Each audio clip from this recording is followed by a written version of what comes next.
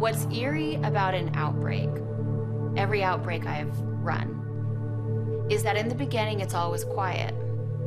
In February, the country was going along its way. On February 1st, the Surgeon General even tweeted, "Roses are red, violets are blue. Risk is low for the coronavirus, but it's high for the flu."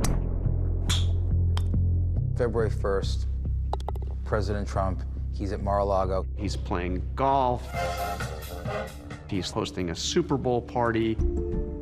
The first thing he does in February is that he bans travel to and from China. The U.S. is closing the door to slow the spread of novel coronavirus. And he then goes on to basically brag about it on Fox News. Coronavirus, how concerned are you?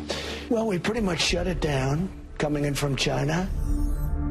It was a good idea to do travel restriction from China because it was clear that that's the source that was seeding us. The truth is that travel ban was probably already too late when it was put into place. And the world didn't know it, but the virus had already jumped continents because of that commerce very early on. As February develops, the president proceeds to downplay the virus.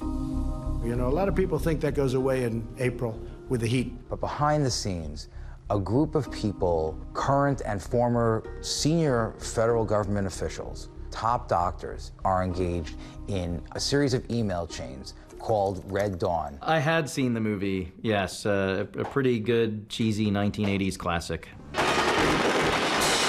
Wolverines! Our group has been referred to as the Wolverines. You know, I guess we're the group in the movie that saved the United States. These signs were out there pretty early, and the surprise to us was that folks weren't learning this out of the official channels that should have been broadcasting that information. On my email, some Pentagon officials had essentially written off this pandemic as a bad flu. And so this was my somewhat tongue-in-cheek response to that. And I described Napoleon's retreat from Moscow, just a little stroll gone bad, Pompeii, a bit of a dust storm, and Wuhan, just a bad flu season. The Red Dawn group ultimately becomes fixated on a cruise ship in the Far East, the Diamond Princess, because of an outbreak of the coronavirus on board.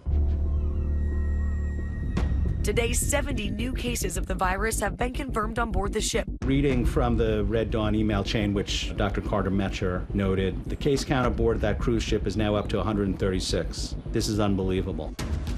We're so far behind the curve.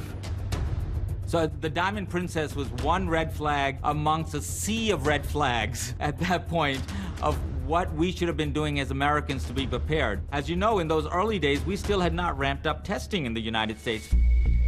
When there's a new pathogen like this, you know, the CDC sets out to develop a test. That's routinely what we do, and we do it very well, which they did, and they did it in record time, 7 to 10 days. And initially, we were all flooded with relief. We can test. And they immediately came across a problem. The initial samples that came from the CDC that was sent out didn't work, so they had to call them back.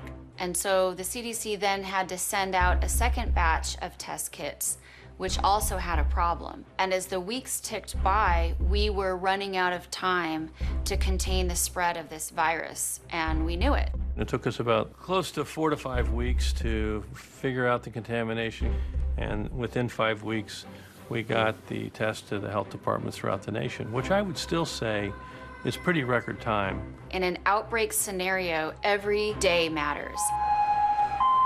Our chances to contain this virus were gone. We could have brought in the gigantic manufacturers of diagnostic tests, and our failure to take that approach with a homegrown test out of CDC has cost us lives. I don't think CDC will manufacture tests in the future. I think what we'll do is we'll contract a manufacturer to manufacture the test. This was pretty much the most critical time in the outbreak for us to be flying blind. The virus was seeding America, and sadly, lives were lost.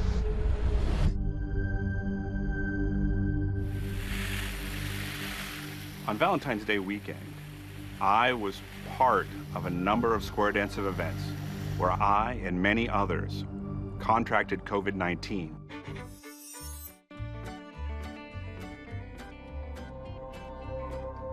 If we had known, we could have taken some precautions, or we might have been able to cancel, or we might have done something different. Within 2 weeks, the first person in the square dance community would be dead. It was a very sad time. And it still is. Because these people were good people, and they were my friends, and they were taken from us. By the middle of February, the federal government was only processing about 100 COVID-19 tests a day. Meanwhile, alarm bells are ringing all around the world. So far, 454 cruise passengers have been infected. And then as February developed, President Trump held a series of campaign rallies. I think it's going to work out fine. I think when we get into April and the warmer weather, that has a very negative effect on that. Near the end of February, some of the testing becomes more available. The CDC began to ship out the new version of the test. In Kirkland, Washington, Dr. Francis Rito decides he's going to randomly test 2 of his patients. And shockingly, they both come back as positive for coronavirus. I knew this was the event. This was now the beginning. Everything changed at that point. And that's when we first started realizing the first community spread that was not related to an identifiable source. Without a doubt, February was a lost month for this nation's response. It's going to disappear. One day, it's like a miracle. It will disappear. Meanwhile, the CDC is confirming the first COVID-19 death in the United States. The disconnect between what the president was saying and what we knew to be the science, it was frightening. Obviously, there was a failure of leadership in dealing with this pandemic, without question. It was too late. The outbreaks were already out of control. There was no way to stop it at that point. We'd missed our chance to contain it. There was a parade of ambulances coming from Life Care. Hi everyone, George Stephanopoulos here. Thanks for checking out the ABC News YouTube channel. If you'd like to get more videos, show highlights, and watch live event coverage, click on the right over here to subscribe to our channel, and don't forget to download the ABC News app for breaking news alerts. Thanks for watching.